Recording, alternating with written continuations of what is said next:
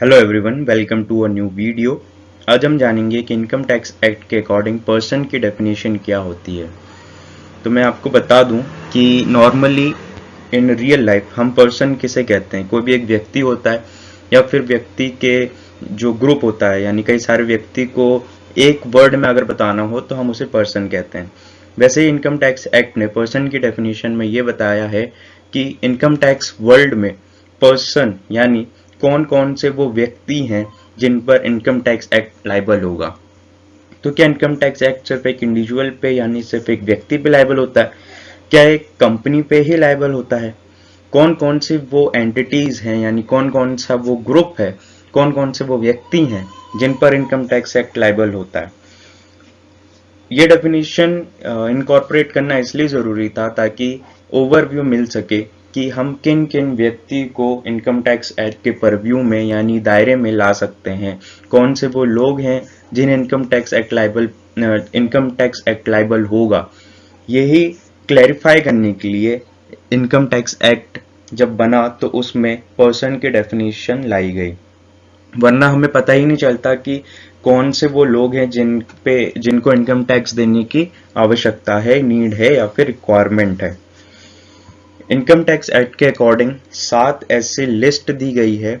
7 list has been defined in income tax act जिन्हें ये act liable होगा, जिन्हें टैक्स देना होगा अंडर इनकम टैक्स एक्ट। सबसे पहला है उसमें इंडिविजुअल। इंडिविजुअल यानी एक पर्सन, यानी एक मात्र एक व्यक्ति। जैसे मैं, आप, राम, श्याम, कोई भी एक ऐसा व्यक्ति है, वो एक इंडिविजुअल की कैटेगरी में आता है। फॉर एग्जाम्पल, वो एक टीचर हो सकता है, वो एक डॉक्टर हो सकता है, वो एक चार्टेड अकाउंटेंट हो सकता है, वो एक कंपनी सेक्रेटरी हो सकता है। कोई भी जब एक सिंगल इंडिविजुअल पर्सन की बात होती है तो वो इंडिविजुअल की कैटेगरी में आता है, कोई भी एक सिंगल पर्सन। ठीक है।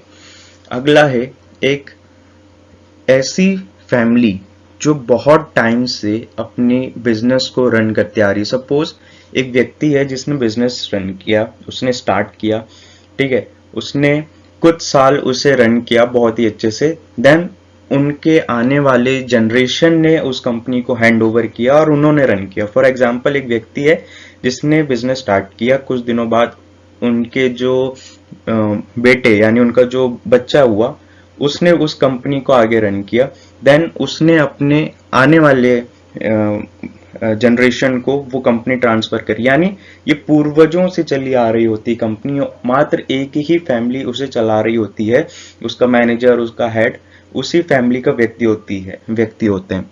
हालांकि एम्प्लॉयज हो सकते हैं कि कोई फैमिली के बाहर का हो, बट जो ओनरशिप होती है वो सिर्फ और सिर्फ फैमिली मेंबर्स के हाथ में होती है। उन्हें हम कहते हैं हिंदू अनडिवाइडेड फैमिली। ये भी पर्सन की कैटेगरी में आता है। अगला है कंपनी। कंपनी कंपनी तो हम सब जानते हैं, इसमें 2 टाइप की कंपनी होती है, domestic and foreign company. But यहाँ पे डिफरेंशिएट बहुत लोग नहीं कर पाते हैं कि डोमेस्टिक कंपनी क्या होती है एंड फॉरेन कंपनी क्या होती है। कोई भी कंपनीज एक्ट के अकॉर्डिंग, इंडिया के कोई भी कंपनीज एक्ट के अकॉर्डिंग कोई कंपनी अगर रजिस्टर्ड हुई है और वो रन कर रही है इंडिया में या फिर इंडिया के बाहर भी, लेकिन रजिस्टर्ड हुई है इंडिया के कंपनीज एक्ट के अकॉर्डिंग, तो वो डोमेस्टिक कंपनी कहलाती है। ऐसी कंपनी जो इनकॉर्पोरेट यानी रजिस्टर्ड बाहर की कंट्री में हुई है बट इंडिया में आके काम कर रही है, तो हम उसे कहते हैं फॉरेन कंपनी। एक बार और क्लेरिफाई कर दूं मैं, अगर इंडिया में रजिस्टर्ड हुई है तो वो डोमेस्टिक कंपनी कहलाती है, वो भले इंडिया में काम करे या फिर इंडिया के बाहर काम करे। बट फॉरेन कंपनी वो कंपनी होती है जो इंडिया के बाहर रजिस्टर्ड हुई होती है बट काम कर रही होती है इंडिया में। अगला है फर्म। फर्म कुछ मेंबर्स की होती है, कुछ मेंबर्स आपस में पार्टनरशिप करते हैं और वो स्टैब्लिश करते हैं एक फर्म। ओके, यहाँ पे भी 2 टाइप की फर्म होती है, एक पार्टनरशिप फर्म होती है और एक लिमिटेड लायबिलिटी पार्टनरशिप यानी LLP। अब दोनों में डिफरेंस क्या है? बहुत माइनर सा डिफरेंस है कि पार्टनरशिप फर्म में जो भी पार्टनर्स होते हैं, जो भी मेंबर्स होते हैं, उनकी लायबिलिटी अनलिमिटेड होती है।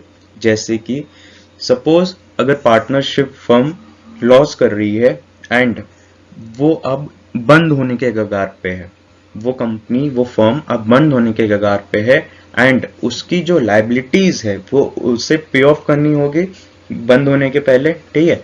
बट पार्टनरशिप फर्म के पास इतना एसेट नहीं है, इतनी कैश नहीं है, इतना उनके पास लिक्विड एसेट नहीं है जिसके थ्रू वो अपनी लाइबिलिटीज पे कर सके।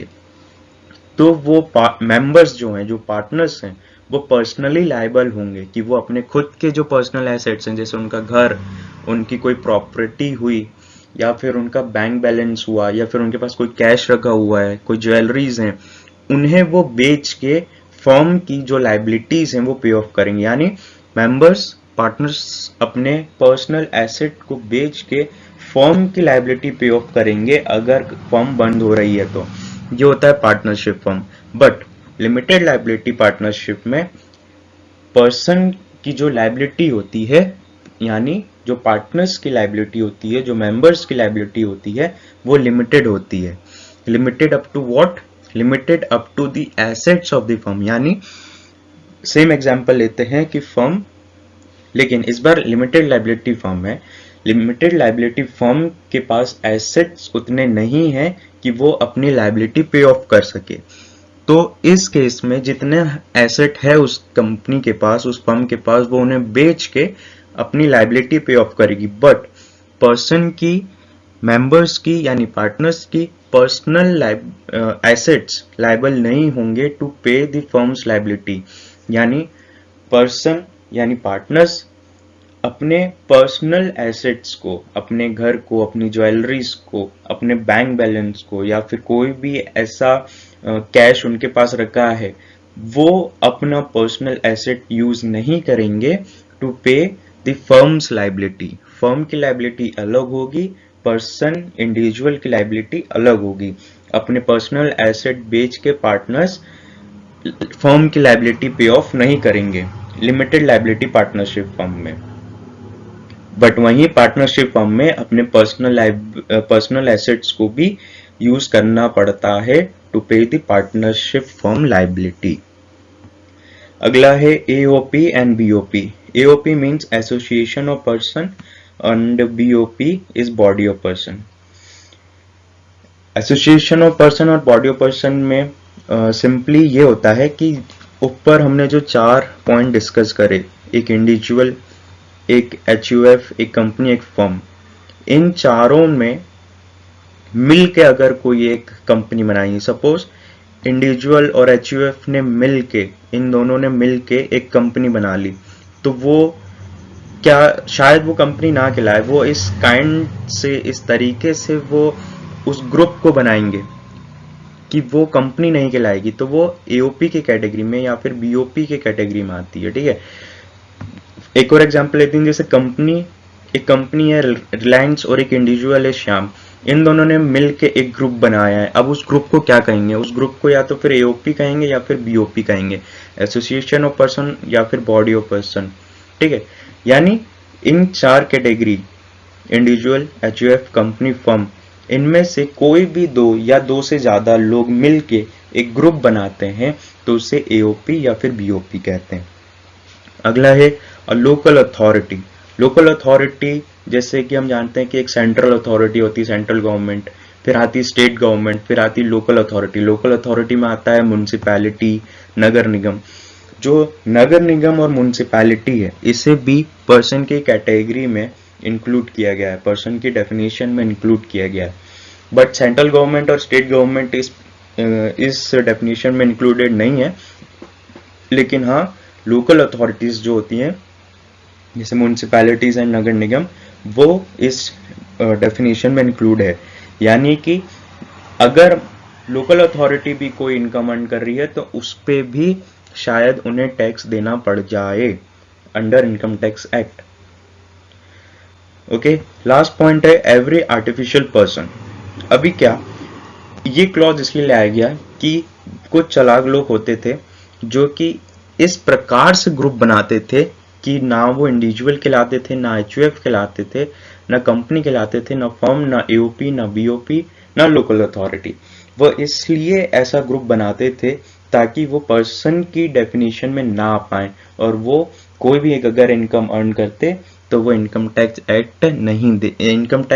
नहीं देते, क्योंकि वो पर्सन की डेफिनेशन में ही नहीं इंक्लूड है, तो उन पे ये एक्ट एप्लीकेबल ही नहीं होगा, और अगर एक्ट एप्लीकेबल नहीं होगा तो उनको टैक्स नहीं देना होगा। इसलिए वो इस तरीके से एक ग्रुप बनाते थे कि वो इस डेफिनेशन के अंडर ना आए। इनकम टैक्स एक्ट ने भी ऐसा एक क्लॉज डाल दिया कि आर्टिफिशियल पर्सन जो कि बनाया गया हो किसी भी पर्सन के द्वारा, यानी पर्सन यानी क्या, पर्सन यानी ये 6 category: individual, HUF, firm, company, EOP, BOP और local authority.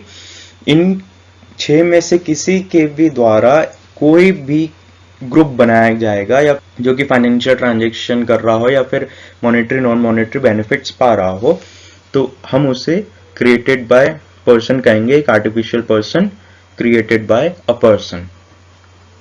In short, artificial person वो होता है जो इन 6 कैटेगरी में से किसी लोग ने एक और ग्रुप बनाया हो या फिर एक और एंटिटी बनाया हो, तो उसे हम artificial person created by a person कहते हैं। आई होप आपको ये क्लियर हुआ होगा। अगर कोई भी पॉइंट ऐसा हो जो क्लियर ना हुआ हो तो आप कमेंट बॉक्स में कमेंट करके पूछ सकते हैं। मैं एक सेपरेट वीडियो भी बना दूंगा उस पर्टिकुलर पॉइंट पे। अगेन, अगर और कोई डाउट हो तो आप comment box and Telegram channel पे पूछ सकते हैं। And thank you for watching. Let's see you in the next video.